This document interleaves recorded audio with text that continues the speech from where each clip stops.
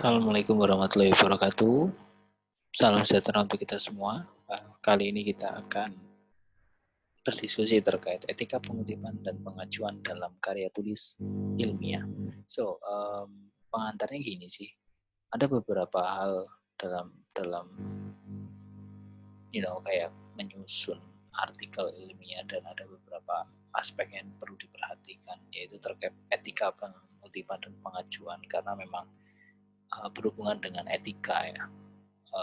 Dalam pengutipan secara spesifik, yaitu apa orang itu harus dikutip, bahan ajuannya bagaimana caranya, dan bagaimana menuliskannya di daftar pustaka pastinya.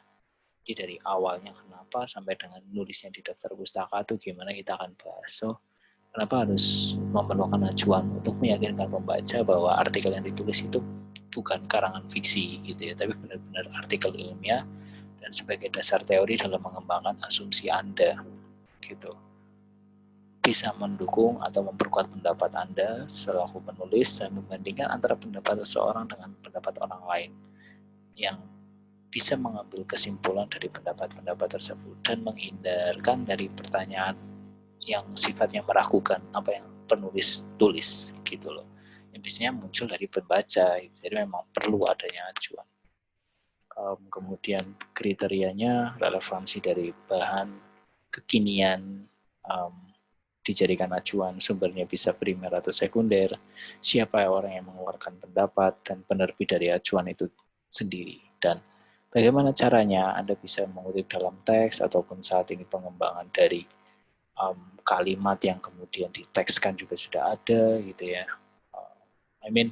Voice note dan sebagainya juga sudah bisa ada, dan bagaimana menuliskan teks kutipan dari sumber acuan ke dalam teks yang sedang ditulis, seperti itu. Dan menjadi perhatian ketika kita bisa memahami cara pengajuan dan pengutipan ini, dan tetap mempertahankan konsep pembakuan dalam pengajuan dan pengutipannya. Jadi memang harus ada pedoman dan aturannya itu sendiri. Dan kita bisa mengikuti dari dari beberapa sumber, for example apa style, IEEE, Harvard, etc. Pada sebuah sistem biasanya nama akhir, family name gitu ya, dan tahun, nomor halaman untuk kutipan. Biasanya jika ada 2 atau 3 nama penulis, biasanya dilakukan cara menyebutkan nama akhir, kedua, dan ketiga penulis. Konsep at all DKK ini biasanya masih ada yang memakai, namun mayoritas sudah menuliskan semuanya. Jika tidak ada gitu ya, maka bisa di nama penulisnya atau nama yang lainnya tidak ada, bisa di strip atau anonymous, ataupun hanya nama lembaga saja yang menerbitkannya. Misalkan aja pengajuan dari 2 sumber atau lebih yang ditulis penulis yang berbeda dan dicantumkan dalam satu tanda kurung, titik koma sebagai pemisahnya. For example, Piket, 1970, titik 2, Mohene, 1988, kurung tutup. Atau mencantumkannya menyatu di dalam teks. Misalkan aja King, Scotch, Yachkel, Cop, Wood gitu. Menyampaikan atau menyatakan bahwa variabel X berpengaruh terhadap Y pada studi kasus di Z, misalkan di wilayah Z. Adapun cara pengutipan diatur dari segi apakah itu kutipan langsung ataupun tidak langsung, tetapi dikemukakan dengan mengumumkan yang berbeda jika katanya kurang atau lebih dari 40 kata. Dan kutipan langsung harus benar-benar sama atau akurat dengan aslinya.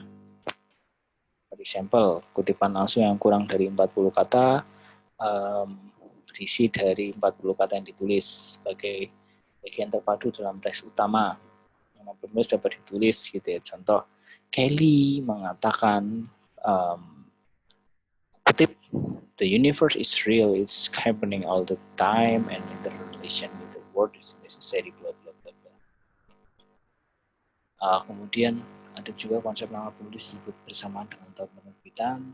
Misalkan aja saya baru bisa memberi contoh lebih lanjut, mereka mengatakan bla bla bla bla. Jika ada tanda kutip dalam kutipan digunakan tanda kutip tunggal. Sorry. What is it? Oke, kesimpulan misalkan seperti ini. kemudian ada kutipan langsung 40 kata atau lebih, di enter, kemudian satu spasi, italic, seperti itu. Kemudian ada lagi kutipan yang sebagian dihilangkan, misalkan kalau sebagian dihilangkan atau diganti itu diganti dengan 3 titik, jadi titik gitu. Kalau titiknya 4 itu berarti diganti dan sudah tutup, gitu loh. Paham ya bedanya ya? Jadi kayak dikutip langsung dan ada beberapa kata dalam kalimat yang ingin dibuang atau di skip gitu ya, diganti dengan 3 titik. Tapi jika ada kalimat yang dibuang semuanya, maka diganti dengan 4 titik. Seperti itu. Langsung berhenti kayak gitu di situ. Cara mengacu kutipan yang tidak langsung, contoh dikembangkan dengan bahasa penulis sendiri tanpa tanda kutip. Jadi kayak Anda sudah membaca, kemudian Anda menyampaikannya dengan bahasa Anda, kayak gitu loh. Ini bisa. Contohnya yang seperti sudah tertulis, kemudian ada lagi nama penulis dalam kurung bersama tahun terbitnya juga bisa, contohnya seperti ini. Kemudian ada lagi catatan kaki, footnotes. Masih familiar sebenarnya, walaupun beberapa artikel ilmiah gitu ya, di jurnal ilmiah itu ya banyak juga yang tidak melakukan hal ini, tapi juga ada menyatakan sumber di bawah catatan pada kaki halaman gitu sih. Cara menulisnya diberi nomor gitu ya, nomor 1, nomor 2, kemudian diberi objek, ibid gitu. Kalau memang tidak harus selalu ditulis lengkap. Jadi misalkan satu sumber sudah disebutkan hamzah gitu ya, terus bawahnya ada hamzah lagi, ya udah ibid, objek atau lojit aja. Ibid itu idem, ibidem gitu ya, tempat yang sama. Kemudian bisa dipakai di antara sumber yang sama. Objek bisa disebut dengan objek citato karena sudah disebut gitu ya, objek halaman 33.